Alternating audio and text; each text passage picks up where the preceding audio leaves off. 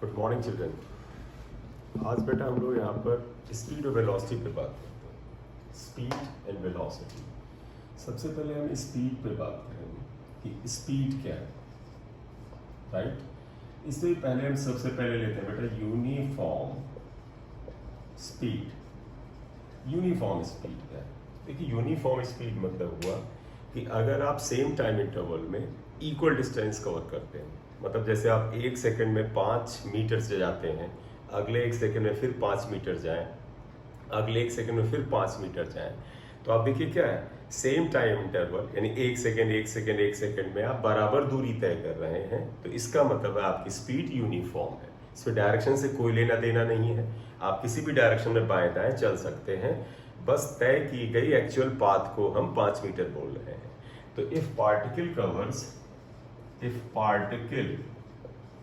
covers equal distance in equal time interval,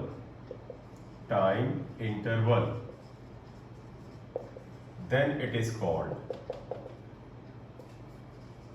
speed।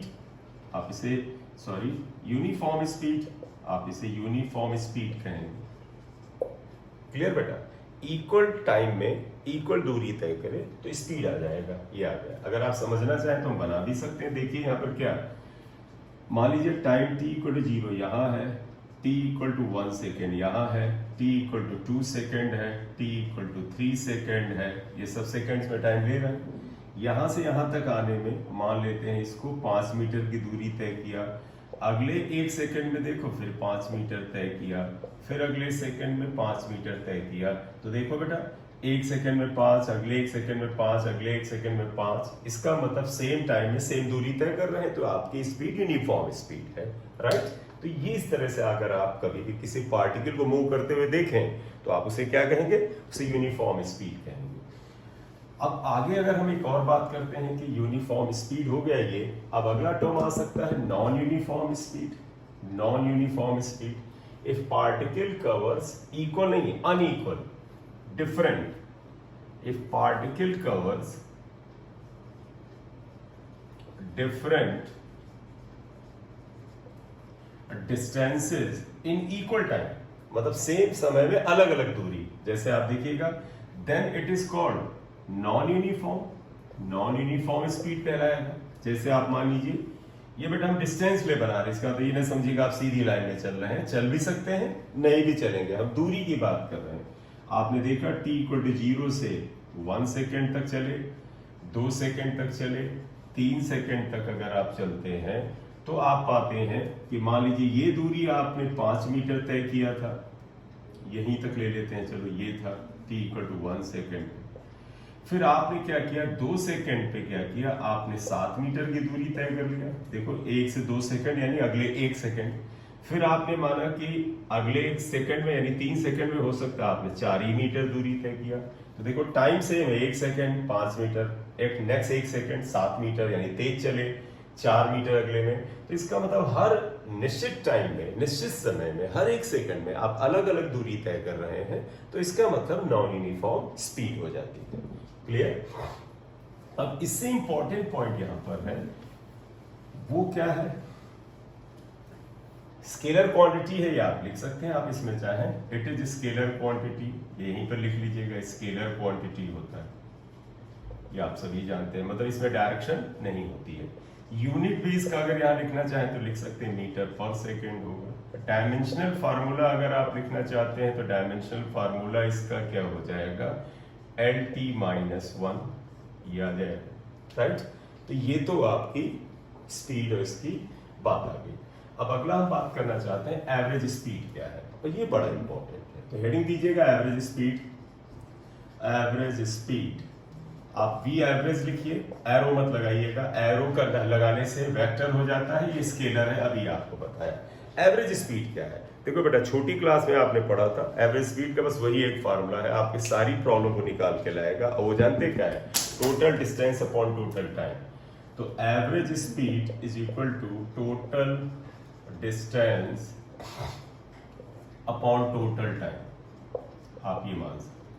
मान लीजिए total distance delta S है, arrow मत लगाइएगा, एरो लगाएंगे तो बेटा ये जानते क्या हो जाएगा, डिस्प्लेसमेंट हो जाएगा। तो टोटल डिस्टेंस यहाँ पर आपका एस आ गया, और टोटल टाइम को चलो हम वो जो टाइम इंटरवल है उसे ले लेते हैं डेल्टा टी ले लेते हैं, तो एवरेज स्पीड आया, राइट। तो अब हम एवरेज स्पीड में इसको लेकर के चलेंगे यहाँ पर, ठीक है।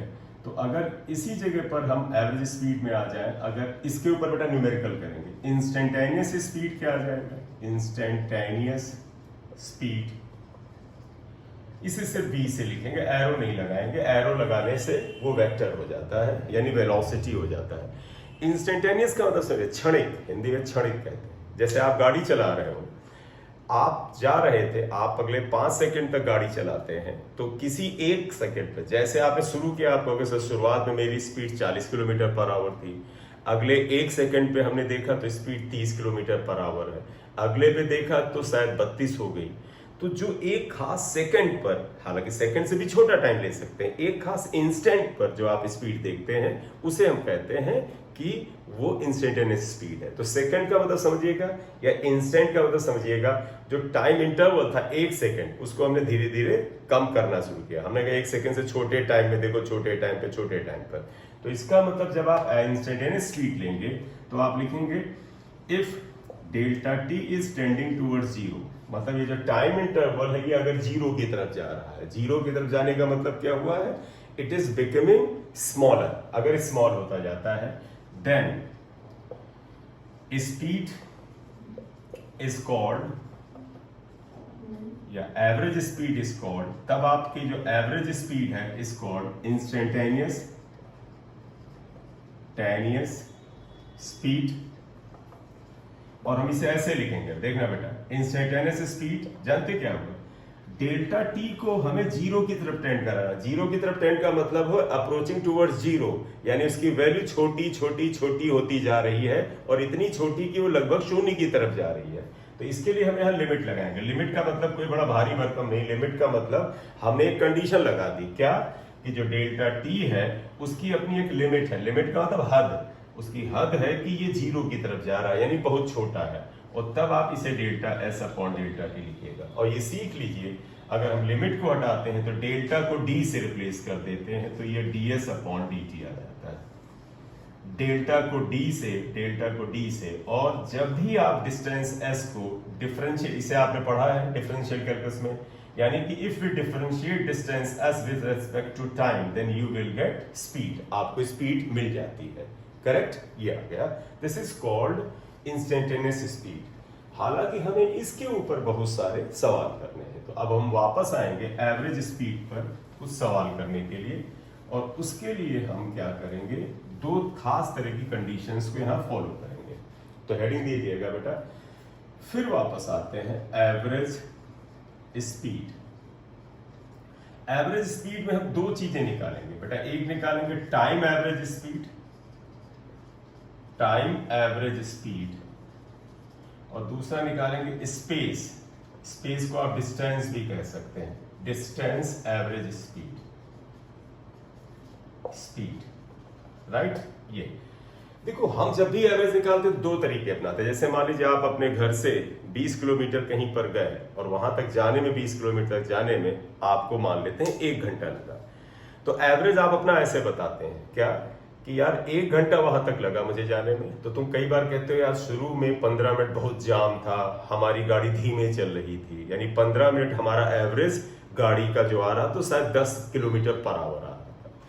अगले 15 मिनट बिल्कुल खाली मैदान था, बिल्कुल खाली सड़क थी, बहुत तेज गाड़ी चलाई, यानी अगले 15 मिनट जो है वो गाड़ी हमने जो है, पहले देखो पहले 15 मिनट धीरे चली, 10 या 15 किलोमीटर का एवरेज आया। अगले 15 मिनट हमने क्या किया, 80 किलोमीटर से गाड़ी चलाई।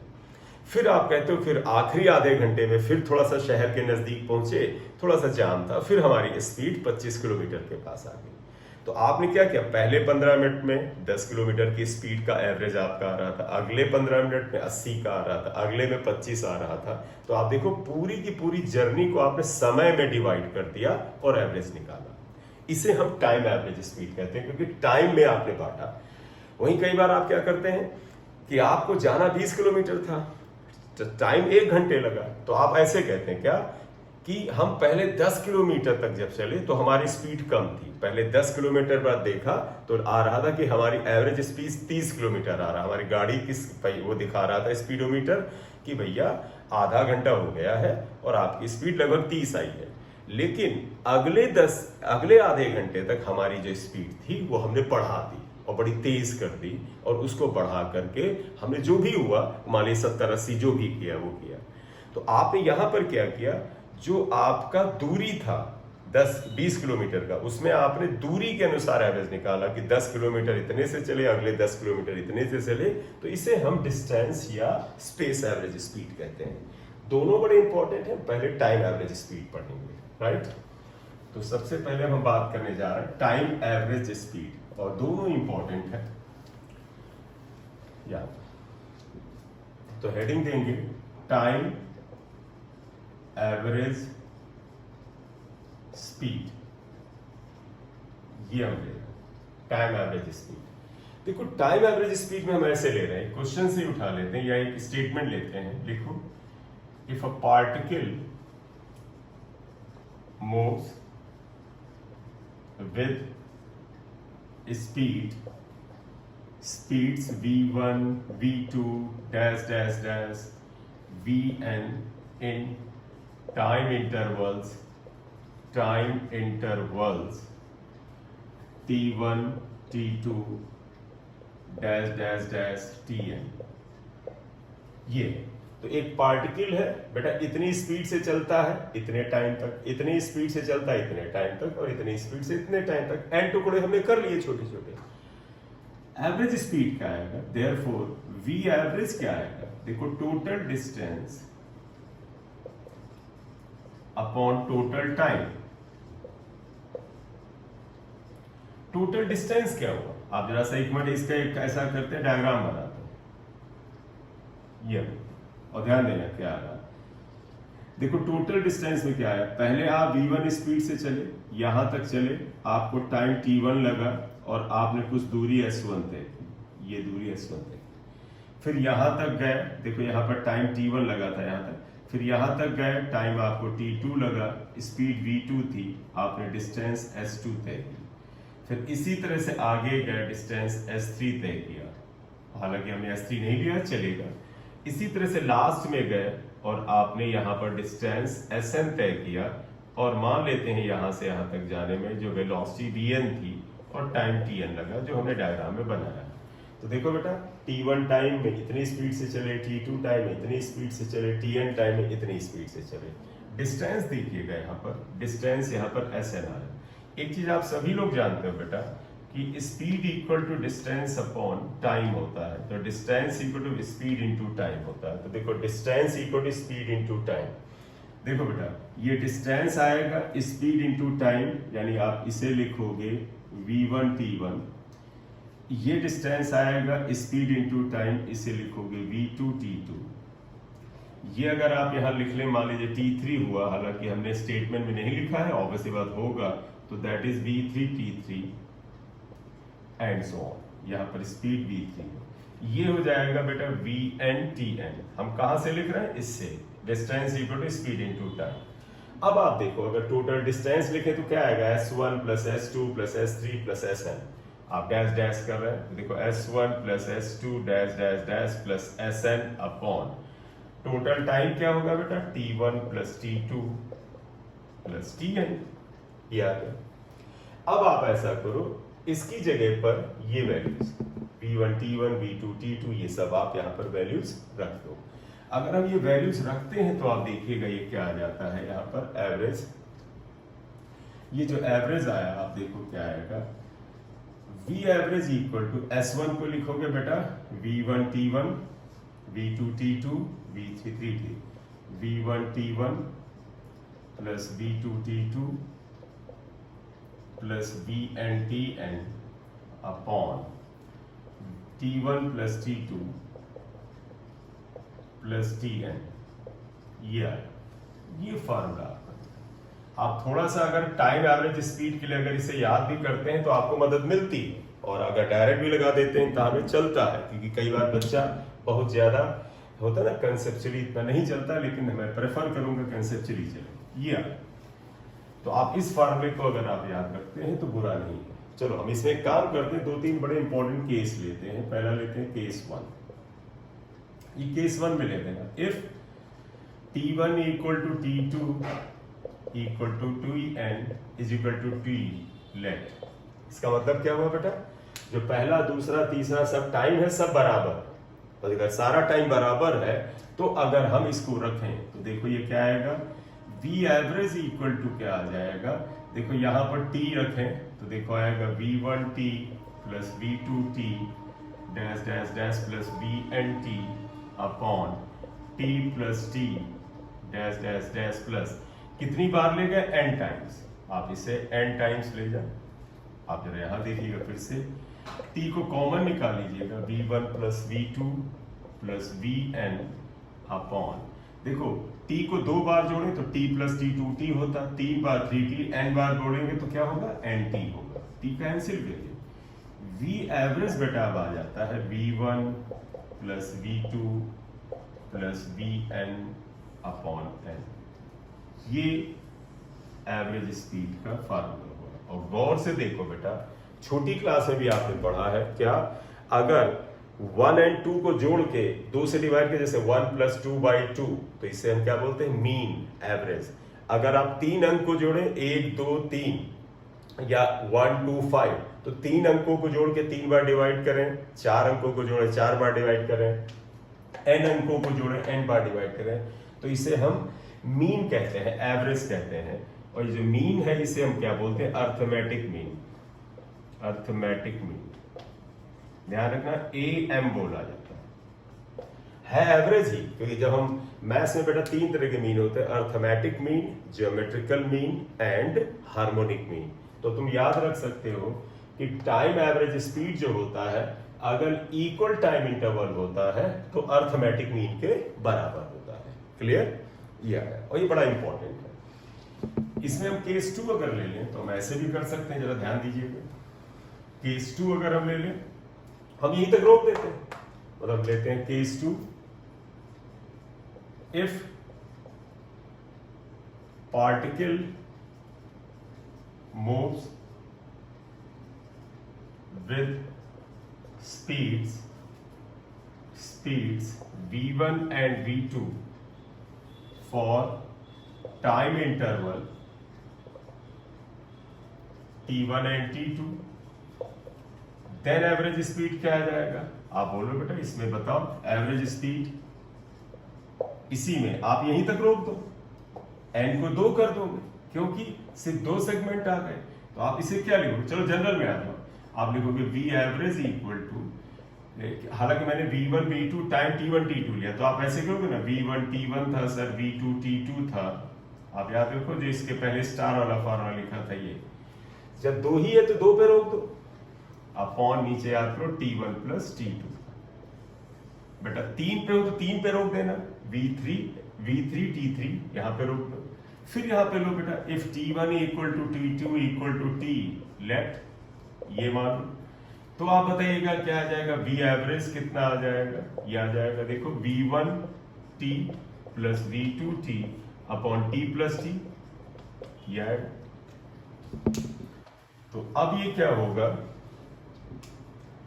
v average equal to t common लो, v1 plus v2 upon 2t cancel हुआ, तो v average equal to v1 plus v2/2। तो कोई नई बात तो आई नहीं बेटा, 2 अंक हैं उनको जोड़ा, 2 से डिवाइड किया, अर्थमेटिक मीन ही आया। तो वो तो आपने पभी फार्मूला पढ़ा था, v1 plus v2 dash dash dash vn upon n, बिल्कुल वैसे ही आ रहा है, n की जगह यहाँ 2 आ रहा है। ठीक, अब ये हो जाता है तो एक क्वेश्चन करते हैं। यहाँ पर क्वेश्चन ये ले रहा है, a particle moves with speed v1 for the 1/3 time of total journey and with a speed v2 for the rest time time find average speed या। तो अगर आप इसको सोल्यूशन में डालें, आप वही फार्मूला करना चाहें, आप कहें कि सर फार्मूला ये था v एवरेज इक्वल टू क्या था, v1 t1 plus v2 t2 upon t1 plus t2। यहां ध्यान रखना t1 इज 1/3, 1/3 का मतलब t/3 और t2 इज रेस्ट का मतलब t में से t/3 गायब करिए तो 2t/3 ये आया ये। तो आप ये रख दो, तो देखो v एवरेज क्या आया, v1 t/3 plus v2 2t/3 upon t1 plus t2 obviously t/3 plus 2t, या पूरा लिख दो सीधे क्योंकि टोटल टाइम तो t ही था, तो t/3 प्लस 2t/3। आप अगर इसे सॉल्व करिए यहाँ पर तो देखो क्या आता है, v एवरेज इक्वल टू, बेटा देखिएगा t/3 कॉमन आ जाएगा, t/3 कॉमन आ जाएगा, तो v1 प्लस 2v2 अपॉन ये t आ जाएगा, आप इसे जोड़िएगा t आएगा, कैंसिल करते हैं तो ये v एवरेज इक्वल टू हो जाएगा v1 प्लस 2v2 अपॉन 3, ये आंसर प्लस 2v2 अपॉन 3 ये आ जाएगा। बोलिए सही है ना, ये आया। तो एक क्वेश्चन अभी कर रहे हैं और जो है एक क्लास ये करते हैं, नेक्स्ट छोटा सा क्लास लेंगे उसमें स्पेस एवरेज स्पीड निकालते हैं। Thank you.